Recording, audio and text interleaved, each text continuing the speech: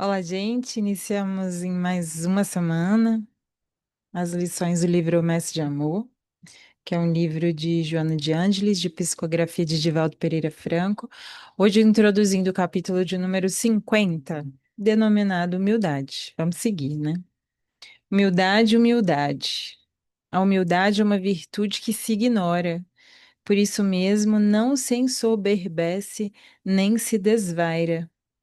Quanto mais se oculta, mais se a formoseia, e quando ignorada, é qual madrugada rutilante, abrindo o dia para o sol. Que belo, né? E eu acho que a humildade, Emmanuel tem uma.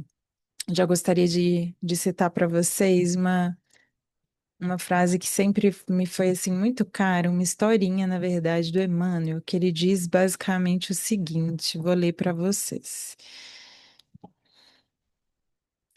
E porque o aprendiz indagasse sobre o currículo dos exames a respeito do aperfeiçoamento da alma, o mentor esclareceu o paciente. Na espiritualidade superior, as avaliações de aproveitamento são muitas. Então, olha que bonito, né? No exame ali do aperfeiçoamento da alma, uma das almas, um dos aprendizes, pergunta para o seu mentor, né, a respeito dos exames que nos são concedidos para o aperfeiçoamento da nossa alma. Olha que belo. E aí se comenta o seguinte: na espiritualidade superior, as avaliações de aproveitamento são muitas. Temos as da paciência, a da disciplina, a do espírito de serviço e de auxílio aos semelhantes. No entanto, ao que me parece, a última é a mais difícil de todas. E qual é a última? Indagou então o discípulo atento. O mentor respondeu em tom decisivo. A última prova no aperfeiçoamento de cada um de nós é a humildade. Olha que bela, então é uma mensagem denominada Última Prova, que é de psicografia de Emmanuel, no livro que é denominado de Agora é o Tempo, lição número 26, a última prova. E olha que belo, né? Eu acho que casa muito com o que Joana comenta aqui, porque esse esquecimento de si mesmo. Então, o aprendiz, né, pergunta ao seu mentor sobre essas provas que nos são concedidas assim rotineiramente durante a nossa vida, durante a nossa trajetória, para o aperfeiçoamento da nossa alma, para que a gente possa evoluir como seres humanos. E ele fala, olha, rotineiramente a gente tem muitas, as da paciência, que em geral são as provas que a gente vivencia da disciplina. Então, é saber perseverar, mesmo quando os momentos são difíceis, né?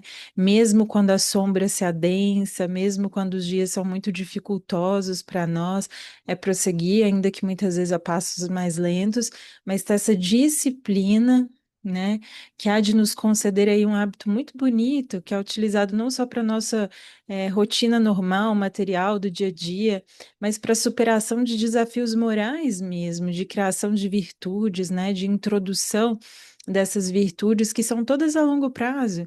Então, se a gente não tem disciplina nas pequenas coisas, esses grandes projetos, eles vão sendo sacrificados mesmo, que como se diz, não tem nem no pouco, imagina no muito, né? Então, é como se a gente fosse fazendo esses treinos de paciência, de disciplina, de espírito de serviço, né? Então, cada vez mais servir mais, não só pensar em nós de forma egoísta, mas de pensar no todo. E ainda assim, olha que belo, né? Já são todas coisas muito belas, né? Muitos aperfeiçoamentos, provas bonitas da paciência, da disciplina, do espírito de serviço, né? Então, eu me manter em ação, né, em prol aí do mundo, do bem comum, do auxílio aos semelhantes, mas como se diz, a última prova é a humildade. Porque como o Joana diz, né, a humildade é uma virtude que se ignora. Então, é quando a gente não se ensoberbece daquilo que a gente já fez, né? É em tendo caminhado muito, e muitas vezes já tendo feito muita coisa, não se envaidecer, não querer frutos daquilo, né? Aquilo que o budismo chama também de retação, ou seja, eu faço porque é isso que me cabe como ser humano, é fazer a tarefa, o talento, né? Colocar ali em ação o talento que me foi concedido no mundo. E isso é belíssimo, né? Ou seja, é esquecer de mim para servir ao todo e não pensar nos frutos, mas naquilo que eu tenho feito, servido, né? entregar os frutos a Deus. Olha, eu faço porque é o que me cabe como seres humanos, como ser humano. Mas os frutos pertencem a ti, porque a obra é tua, né? Eu sou o instrumento. Mas, como diz ali, a última prova, né? A humildade é espontânea e, para ser legítima, não se improvisa. Deve ser cultivada com perseverança e desenvolvida infatigavelmente. Então, muitas vezes a gente acha que essa humildade ela vai nascer, né, de um dia para o outro. Não. Joana também diz aqui uma chave muito bela: deve ser cultivada com perseverança e desenvolvida. Então, como qualquer outra virtude, a gente precisa introduzir isso no nosso dia a dia e treinar isso, porque ainda não nos é algo natural, né? Como tantas outras virtudes que a gente ainda não é capaz, também há essa, essa humildade também ela ainda está em formação dentro de nós, né? Porque muitas vezes a gente ainda quer validação, a gente ainda deseja aplausos, reconhecimentos, ou muitas vezes a gente deseja pelo menos assim que o céu nos ajude, já que a gente tem feito alguma coisa. Então, dentro de nós ainda existe muito isso de recompensa, né? Então, se a pessoa que foi beneficiada por nós não nos compreende ou muitas vezes nos agride, né? Essa ingratidão ainda nos dói profundamente, né? Então, veja que ainda há resquícios dentro de nós de expectativas mesmo, e essa humildade é a que se apaga, né? Onde surjam as primeiras manifestações, também aí aparecem adversários vigorosos. A vida moderna, com falsos conceitos, conspira contra a sua vitalidade, proclamando a covardia e fraqueza. Então, se muitas vezes a gente quer esquecer uma ofensa, se a gente quer deixar para lá algum conflito que só vai causar ainda mais estresse, ainda mais confusão, né? As pessoas falam: Ó, você está se acovardando, você está fugindo do combate, você está sendo fraco. Né? E muitas vezes é uma fortaleza gigantesca não entrar em conflitos, deixar passar muitas vezes ali uma conversa atravessada, ou alguma ironia, ou alguma crítica, né? Esse silenciar muitas vezes é visto como covardia ou fraqueza. Então é belo quando ele fala isso, né? O... Não espere que a vida, que o mundo compreenda, porque é uma virtude neste mundo material muito em desuso. Ela não é algo que é não só valorizada, mas instigada nas pessoas. Não é, né? Cada um por si, fazendo a sua própria vida, né? Pensando nos seus próprios frutos, no seu e da sua família, e a vida caminha basicamente dessa forma. Não é uma virtude estática, mas é dinâmica. Por essa razão, não é parasitária nem acomodatícia. Caramba, humildade não tem nada de paralisia, né? De não fazer nada. Não é estática, como ela diz, completamente dinâmica, né? É força combativa, movimento atuante. Então, muitas vezes, esse silenciar uma ofensa, silenciar uma calúnia, silenciar a necessidade de demonstrar o nosso ponto de vista ou de mostrar a nossa razão, silenciar essas justificativas não tem nada de estático, não tem nada, né, de acomodação, pelo contrário, é uma força combativa que a gente tem que empregar dentro de nós. E por quê? Porque reagir ao nosso instinto, né? Quando alguém nos convoca ali ao combate, a nossa reação natural, nosso instinto é o quê? Revidar, né? E é uma força muito grande que tem que existir dentro de nós mesmo, bem desenvolvida, para que a gente possa combater esse instinto, né? E possa, então, não reagir, mas agir de uma forma consciente. Somente os caracteres bem modelados podem senti-la. É verdade. Quanto maior a evolução de alguém, mais essa pessoa é capaz de sentir a humildade e, mais do que isso, a valorizar. Né? Muitas vezes a gente espera a valorização de uma virtude que não é nem cultuada na nossa cultura, não é nem assim, como a gente falou ali atrás, né? Não é nem valorizada, não é algo que se instiga as pessoas a buscar. Não, não é. Sofrer humildemente não significa acomodar-se à dor, antes é lutar heroicamente por vencer a aflição, sem contudo rebelar-se. Ô, gente, passar pela dor todo mundo passa, Agora, passar pela dor não se rebelando e nesse movimento bonito dessa aceitação é uma luta heróica, né? É, tem pessoas que muitas vezes passam a vida inteira sem aceitar, as circunstâncias que elas vivem, as pessoas que convivem com ela.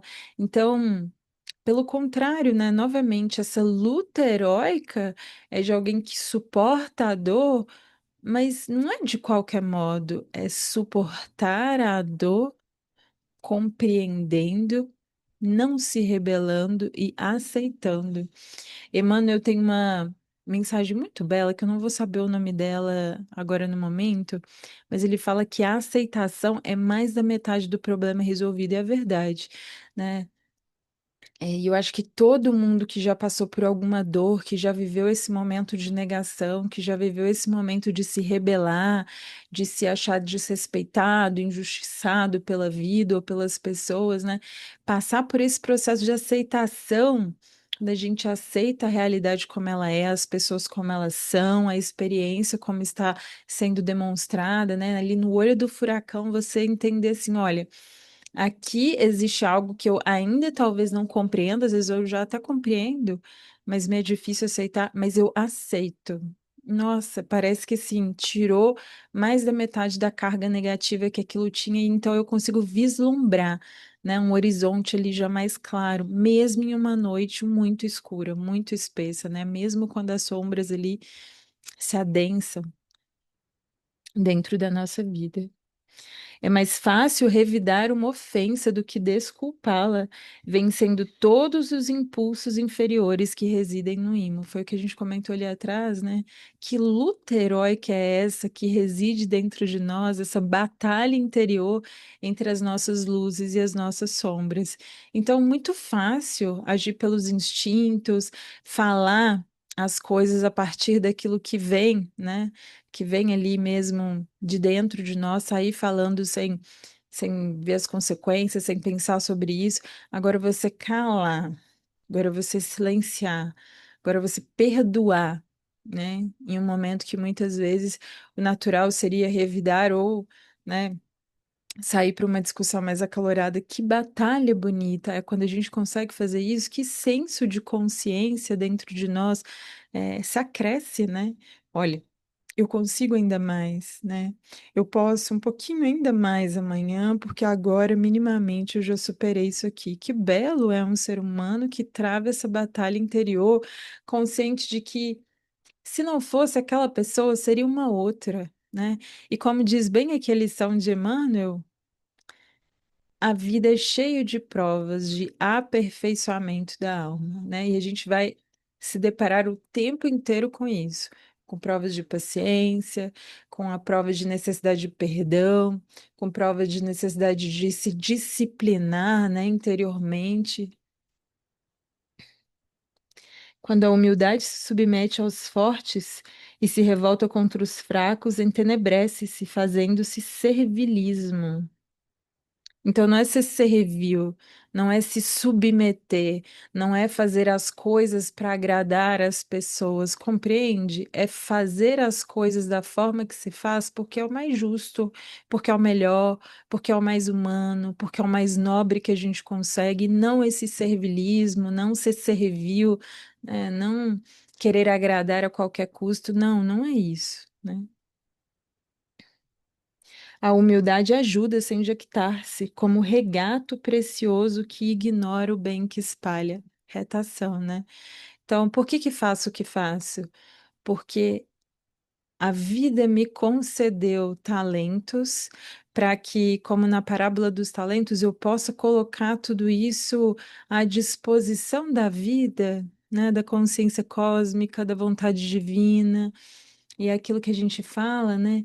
É, já não mais sou eu quem vivo, mas o Cristo que vive em mim. Ou seja, cada vez mais tirar do imo do meu coração, de lá de dentro, esses talentos e pôr, né? E pôr realmente para fora, né?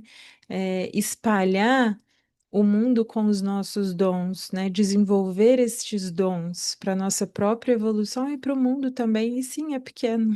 não é grande coisa, não são grandes feitos, mas para nossa própria evolução e para a parte que nos cabe na evolução do mundo, é imprescindível que a gente saiba travar essas batalhas, né?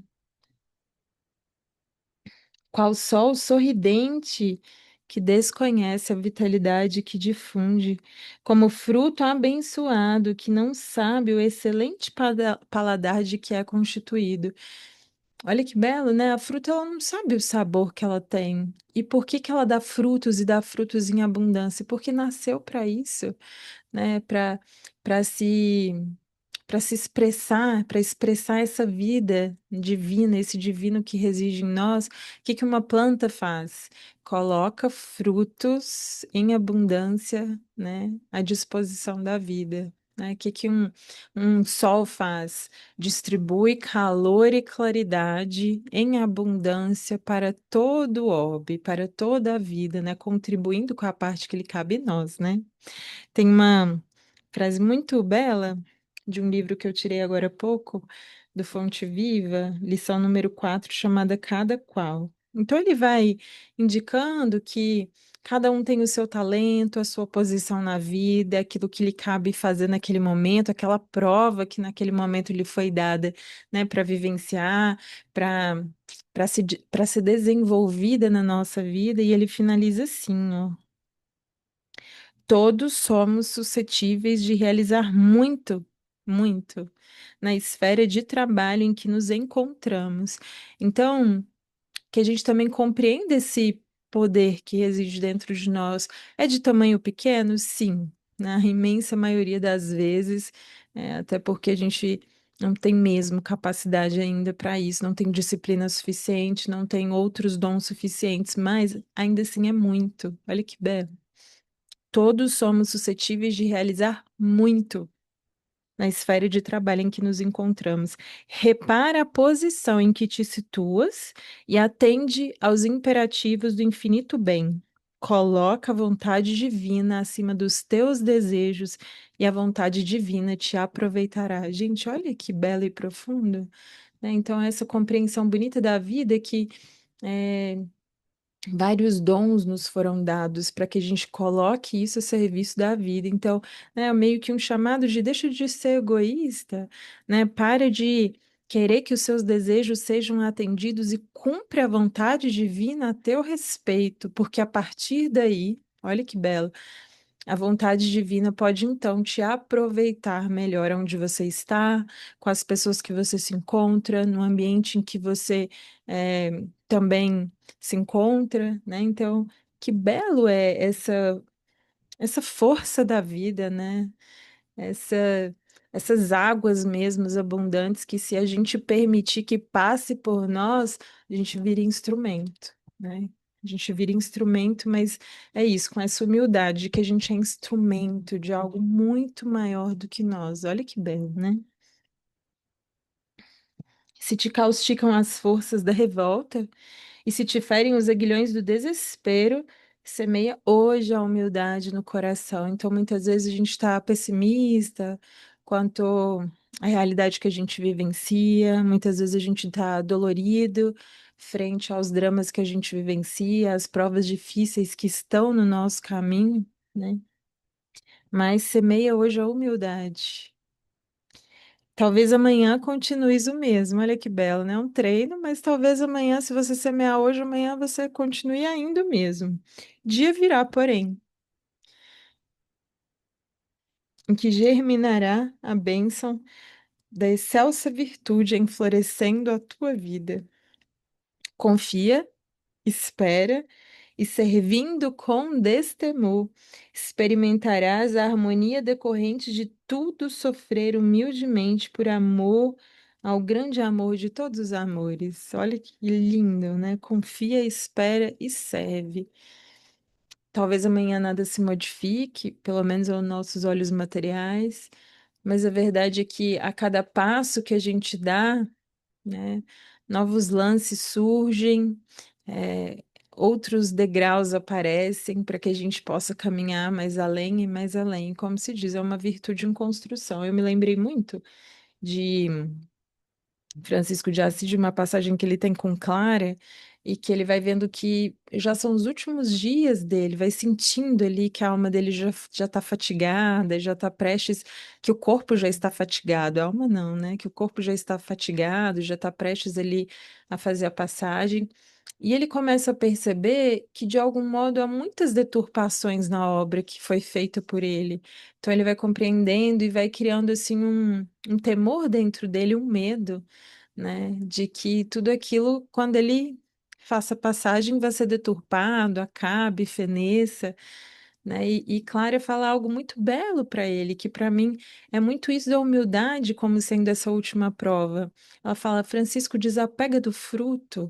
Né? Porque muitas vezes é isso, foi uma vida inteira de sacrifícios, dando o melhor, contribuindo ali com seus discípulos, os seus seguidores, né? Tentando mostrar qual era a realidade da vida, e muitas vezes não era a realidade que as pessoas ainda conseguiam alcançar, imperfeitas que eram, né?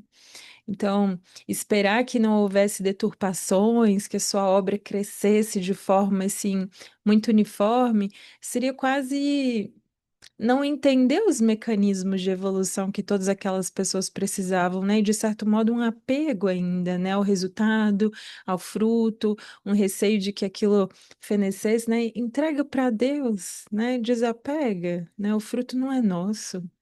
E foi quando ele compreendeu, então, que ainda tinha, né, mesmo sendo Francisco, né, ainda tinha que fazer toda uma batalha interior para poder desapegar mesmo desses frutos e fazer a passagem como fez pouco tempo depois. Então, a ver.